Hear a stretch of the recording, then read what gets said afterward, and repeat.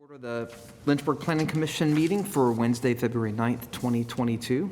And the first order of business is the approval of the minutes from the December 15th, 2021 meeting and the January 12th, 2022 meeting. So I don't know if everybody's had a chance to look them over.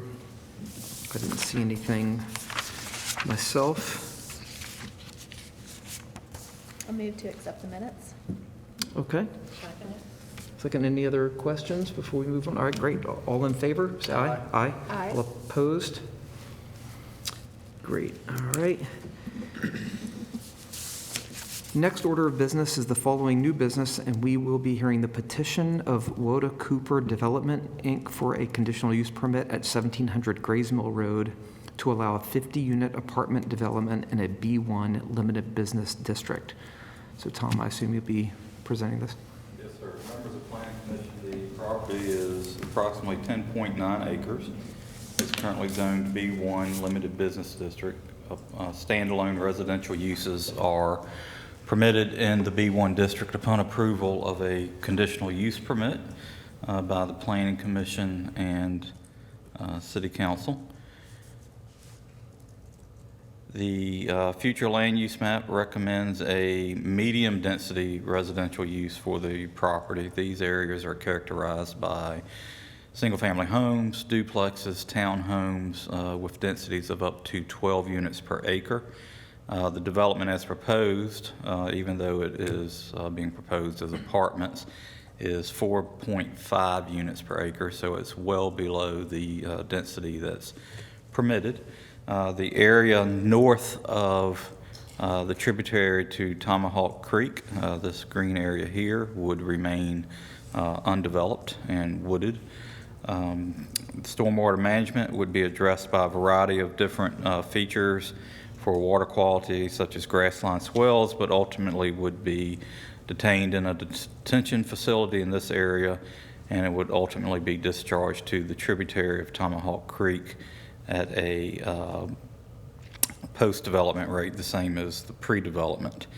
There was a traffic analysis completed for the development. Recommendations of that study that are acceptable to the city's transportation engineer are a right-in, right-out configuration to Grays Mill Road. This can be accomplished either by the construction of what the industry calls a pork chop in the entranceway or a median in Grays Mill Road. I would think the pork chop curbing would be what would be installed, and also a 100-foot taper on a turn lane from Grays Mill Road into the development. The concept plan does indicate 100 parking spaces. This is twice what is required by the zoning ordinance. It is also served by public transportation, Greater Lynchburg Transit Company. Back in 2009, a conditional use permit for 50 townhomes was approved by council on the property, yet that conditional use permit was allowed to expire, so it's null. With the conditions outlined in the report, Planning Division does recommend approval. Great, thank you. Is here to speak on behalf of this petition? If you would come forward, please give us your name and then write your name on the document there and tell us a little bit more about what you all are doing. So my name is Parker Z. I'm with Woda Cooper Development. Nick Sirac was unfortunately unable to be here today due to prior scheduling conflict.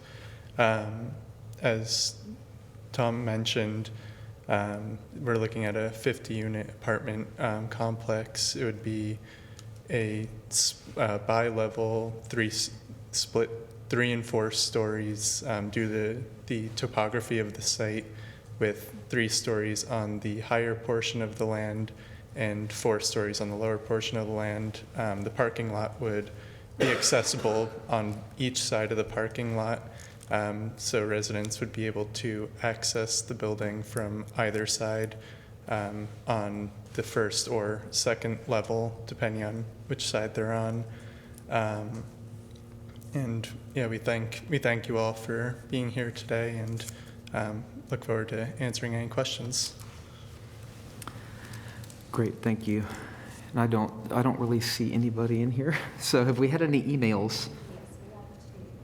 Okay, great.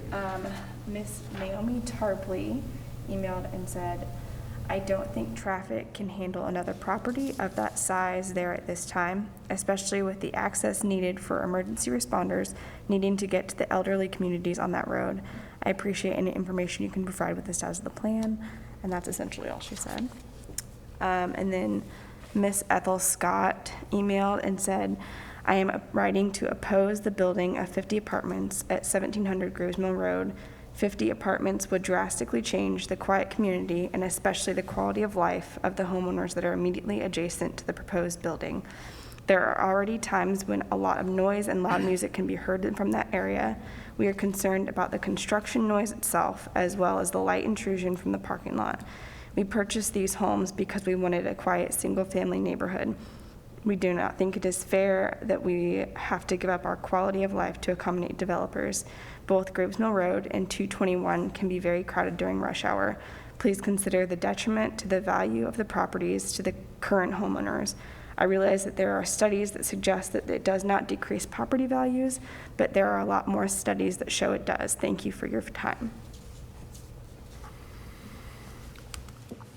Great, thanks. So we had 2 comments in opposition, so, I'd give you an opportunity to weigh in on those before we, close any kind of hearing.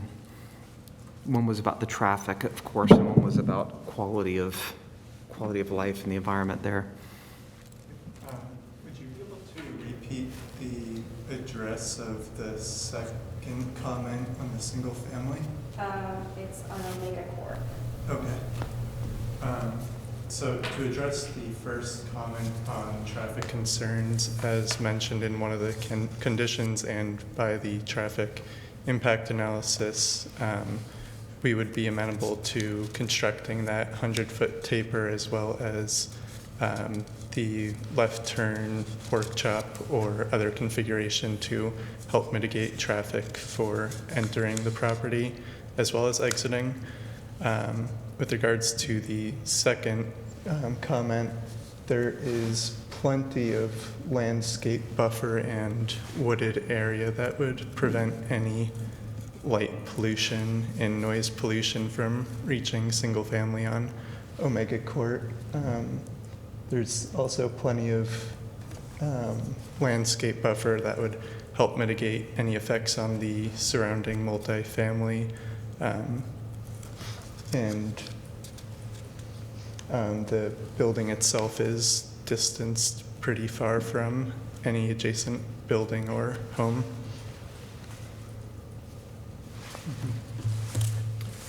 Great, and I'm sure that there's other questions that we might have.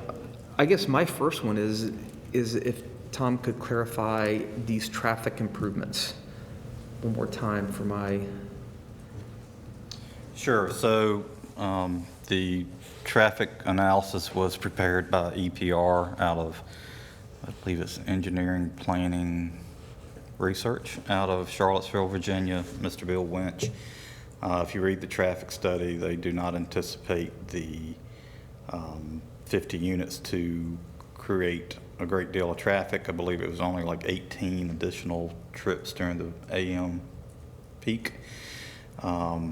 I think the 100-foot taper that would be as if you're coming into, if you're going westbound, so if you're pulling into the site just to help kind of decelerate. And then the pork chop is designed to keep people from basically making a left out across Graves Mill Road. Those were written in as conditions. You heard the representative say that they were amenable to those, so that they would be required prior to any final site plans. Also, the nearest uses to this development are already apartments or office uses, and it's roughly 4.9 acres of undisturbed areas on the opposite side of the creek that separates the proposed use from the residential uses on Omega Court. Can you explain the pork chop a little bit? I got another question too, but the pork chop will allow right turn out only, but will it allow left turn in? That's a good question on how that will be designed. My understanding is it was recommended that would only be right in, right out, is what the Well, transportation. actually, I think it says in here. That's the way it Well, was. that's what it says. Right in, right So out. that means if you're leaving the complex, you may not make a left. You're going to have to go all the way around.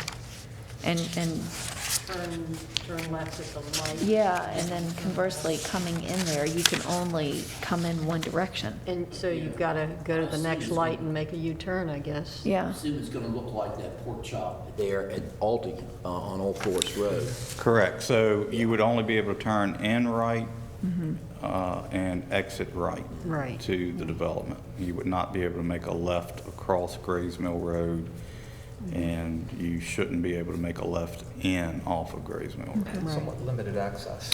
Sure. Is there another light east of that? I believe it would be closest to the Grays Mill Road extension, would be the closest light. Which is, oh, you mean all the way back past, down the hill and everything? I think so, wouldn't it? Oh, wow. Isn't there one at that creek side at the industrial park? Yeah, There's one right there, which is just behind it. Okay, Oh, so there's okay. one at the industrial park, and then there's one near Johnny Bull's or whatever, right, or something. So what is to keep, I guess if you wanted to utilize, and I know it has a steeper gradient on the other side of the creek, but what is to keep that from ever being developed in this way? You know, I think that those folks on Omega Court, it seems to be a really nice buffer for them, but who's to say it isn't going to be like timbered? You know, what is the proposed use for that at some point? Do you have any idea, or could that be used in some way? At this time, there is no proposed use for that. As it currently stands, there's a restricted covenant on that 4.9 acres from when this property previously went through the conditional use permit that prevents that from being developed. I think that expires in 2027, but that is something that we'd be amenable to extending as well, since we would have no intention of developing beyond that creek. Well, I'm sure if it were developed, it would have to come back Right, as a to condition. us and go through everybody else. But is it worth asking for an extension? I'd kind of rather wait and see what the market requires. It may be that people on Omega Court, I doubt that they ever would want to see any more development, but it's going to be on their side of the creek if it did. And if it were, I would want it to connect to Omega Court, and they'd probably say over their dead bodies, but. Right. They might get access, though, to But Grays Mill Road that way. we want connectivity, and so I'd kind of rather leave it up to the market and the residents to fight it, and they probably prevail. Yeah, I think it's interesting. There is when you look at the map, it does seem to be an opportunity at some point to actually connect neighborhoods, which I think is good, to build connections. If you go straight in the access road and continue through that land, it would almost connect directly with one of the other roads in the neighborhood. But, Yeah, the bridge and that would probably water- be nice, watershed, but more than likely cost prohibitive. Also, a condition of this is substantial compliance with this plan, which shows that area is to be undisturbed, and Like, is it conservation easement? well, I'm sure you guys haven't done your final stormwater design yet, but I'm imagining you're probably using that as some form of a water quality credit, leaving that area undisturbed. So, yes, if they were to come in and want to clear cut, develop, they would have to come back through a public hearing process. Yes. That's Like, even after the 5 years is up? Yes, I'm saying in perpetuity. Okay. So the other option for B1 is what kind of business? I think it'd be good to have it on the record so that folks would understand that there's an opportunity. You could have something that's just as bad or worse in a resident's perspective. Okay, you could have office, small retail, up to 50,000 square foot floor plates, you know, restaurants, variety of types of uses. Again, with the buffer area included, the only uses it's really near is other apartments and office uses. Right. And given the access is very narrow back off of Old Grays Mill Road, you know, it kind of lends itself to this type of development. You already see from the transportation analysis that they're recommending right in, right out. Not a lot of retail or office uses Right. are going to want to do that. And there's no frontage. Right. Yeah. Well, I think it'll be a net really positive, you know, if, I mean, if the land could stay empty, you know, I'm sure everybody would like that, but, you know, to me, that's as good as any kind of use for that property, which is what we should be thinking about. The apartments, are they, what, 3 bedroom, 2 bath, or do you have like a? There are plan, okay, I didn't read through that completely. Okay. Yeah, so the 3 bedrooms would have 2 baths. Our concept we submitted with this conditional use permit had 30 2-bedroom units, 20 3-bedroom units. But we would also consider adding in 1-bedrooms in place, in doing a unit mix of something like 10 1-bedrooms, 25 2-bedrooms, 15 3-bedrooms, where it's still heavy on the 2s with a good amount of 3-bedrooms. Any 2-bedroom unit would either have 1 or 1.5 baths. I forget that number off the top of my head right now. If we were to do a 1-bedroom, it would have 1 bath. Okay. So the apartments are single level, multi, yeah. So what is the Yes. access as you move up floors, steps and elevator, or? Elevator, all units will be accessible. Do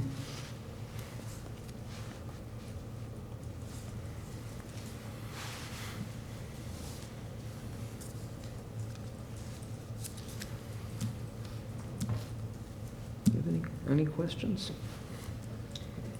No, pretty straightforward plan to me.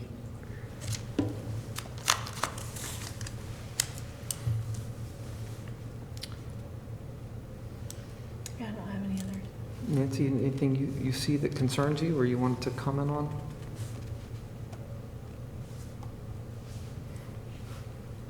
No, I'm sorry, I'm just looking at the bathrooms. I'd make a motion to approve the I'll second it. Okay, so we've had the second motion, and any other comments before we put it to vote? All right, well, all in favor of the concept as it's written, say aye. Aye. All opposed, say nay. No one opposed, passes unanimously. Good luck with city council, and look forward to seeing what happens. Thanks for bringing that to us.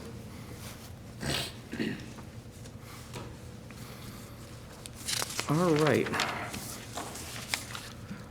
Our next order of business is, do we have a meeting? Anything on the, looking forward in the future, in the next 2 sessions, anything coming up?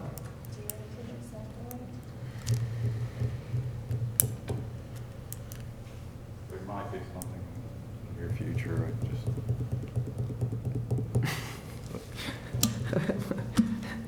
Do you remember anything? Oh, yes, the Darrington Plan might be coming to you soon, which is exciting. We've got some things in the works that will be coming before you, but I'm not sure what their submittal schedule is yet. Anything on Commerce Street? I mean, Concord Turnpike? That's on hold right now. Is that the warehouse? Yeah. Yeah, somebody asked me about that the other day. All right, well, I don't know if people want to sit here and chat about anything, or if someone wants to. Question, Tom. You think we could stay in here? I mean, keep coming into the space. I like this a lot better than the room upstairs. It's entirely up to you. Whatever you guys decide, it's up to you. I have my own opinions, but they don't matter. It's I just mean, up to you. normally, we don't have enough people that it matters. I like it, I feel more important. I know, of course. Yeah. It's a plus. So they can be televised upstairs now, but it's up to you wherever you want us to. I don't believe there's any conflicts with you using this room. I tell you what's nice about this room is that we have the built-in timer. We didn't have that upstairs, and it was always kind of wrangling around, and Robin Well, weren't you kind of had supposed to it make figured out. one? What's that? Weren't you supposed to have sweet My brown students meat? were supposed to make one, they never did, but, COVID hit, and I blamed everything on COVID. You had a budget of $50. And if we're staying down here, though, they're not gonna wanna do that. It's up to you. Yeah, I like being here. It's just easy to, especially running a few minutes late, just to kind of flip. We've had some pretty good size attendance Sometimes, yeah. in this room. Bigger than I've ever seen, I guess when we have overflows, we do anyway, come down here. But that would be a lot easier having it fixed one place than when we anticipate something big, having it here. Like today, we're gonna be meeting here. Next time, we're meeting upstairs, like it's a little bit. Yeah. Okay, so we'll keep them scheduled here. All right. I move to adjourn. I'll second that. All right, well, I don't hear any opposition, so have a good day. Yep.